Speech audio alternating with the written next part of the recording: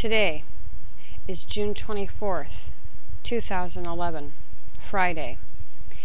The current time is 6:37 p.m. Eastern Standard Time. This video blog is a special one. It is directed strictly to our President of the United States of America, President Barack Obama. Sir, with all due respect, I came across this, what seems to be a newspaper clipping, where they interviewed a young lady. Doesn't have her name. Let's see if I can find it again, because I cross-posted it. Okay, it's from this Facebook group called Winning at Everything. It's kind of like they post these sarcastic pictures or whatever, and people throw in their comments or whatever. I have a very strange sense of humor, sir, and you know, quite frankly, some things are funny and some things just aren't, and this is a prime example of what is not funny at all. Okay, this newspaper clipping, okay, this beautiful young black woman was interviewed. They have a picture of her face. That's the only way I know that she's a beautiful young black woman. And they asked her some interview questions, and the first question was, what do you know about Dr. Martin Luther King Jr.? And her response was, I know he freed the slaves. He did a speech. And then the second question, which was a follow-up question, was, what do you want to learn about Dr. Martin Luther King Jr.? And her response was, why did he die? Sir, that's not winning. That's not winning at all. And I just want to ask you, and please forgive me for my candor, but you say no, the policy "No Child Left Behind." Okay, that was a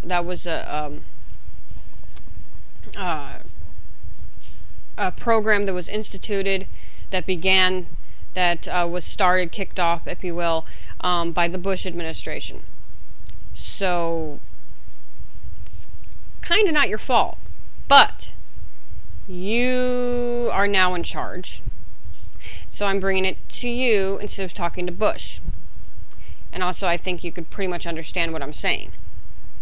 I'm not sure exactly if Bush can relate at all. I know his childhood was very privileged, to say the least, and I don't really know that much about you at all, sir. However, you are a black man in a position of power. You are our first black president. Congratulations. Okay, I've got all that out of the way. Sir, I feel, as a citizen of this country of ours, and I take great pride in being an American,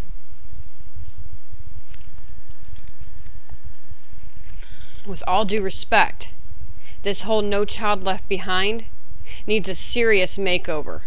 Big time. Okay? I don't know exactly how. I mean, I'm not exactly, you know, I have a learning disability to where I have a hard time articulating my thoughts. And so right now I'm trying real hard to stay focused in explaining this to you, sir. But, you know, with dealing with, you know, my local educational system for my children, I'm shocked and appalled at how things are just completely just, whoa, makes no sense. I didn't read the whole No Child Left Behind Act when it got signed and you know, initiated and started or whatever. But clearly kids are being shoved up grade levels just to get them onto the next level, on out, on out. And that's not right, sir. Okay? I'm on the side of, if the child doesn't understand what's going on in the classroom and is refusing to learn, keep them another year. I seriously, I know you can't rewrite the law into this, verbatim, but my own personal spin on what I think should be done is no child left without a boot in their behind. Because there's some children that are just stubborn and refuse to learn this stuff. They have the potential, they have the intelligence, they have all the skills that they are already born with instilled in them. They have the capacity for learning, but they refuse to do it. Why? Because they're being spoiled rotten. And the parents of those children need to wake up and actually be there for their children and help them and encourage them, and if necessary, put a boot in their behind whenever they are being stubborn and refuse to do anything. Case in point, my son, he's going into 2nd grade this fall. When he was in kindergarten, at teacher conferences, his teacher said, look, I have a feeling your son may be gifted. She's like, however, if he keeps refusing to do the work in class, I have no choice but to keep him another year.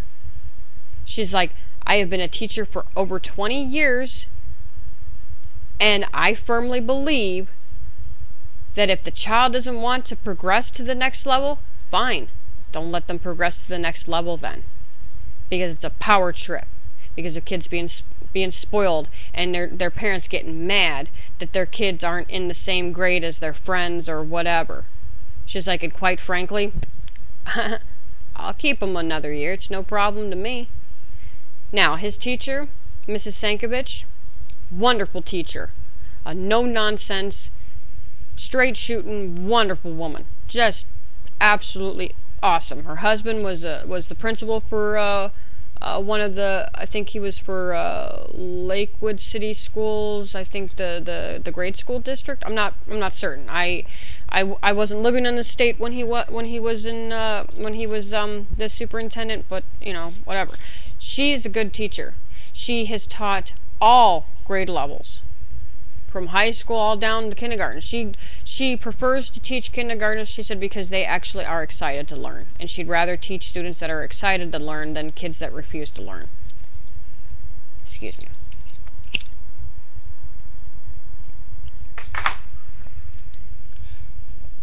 And I am just absolutely just appalled. Shocked and appalled, sir, that this is actually funny. That kid's going, oh no. Sir, I know that you know full darn well who Martin Luther King Jr. was and is. He was one of the greatest human rights activists, prophets, and spiritual leaders of our time. You were around when he was assassinated. I know that his death must have had a huge impact on your life, wherever you were in 1968. I wasn't alive back then. I heard about him in school. Yes, I had wonderful teachers who sat us down and said, you are going to learn history. And they told us their first-hand accounts of where they were when JFK was shot, where Martin Luther King Jr. was shot, where Malcolm X was shot, all of the great leaders of our time who made our country even greater by the efforts they made in improving the treatment of all humans, regardless of where they come from, where they live, who, what their heritage is, what their spiritual beliefs are, whatever the social divisions are. That they are born a human first. Everybody is born one of two ways. And that's it. After that, differences, so what? The differences is what makes each of us unique as individuals, and then together makes us culturally strong as a country. And you, sir, I, as a citizen of this country, of America, One moment. One moment. I'm asking you, sir, to please do something about this. Thank you.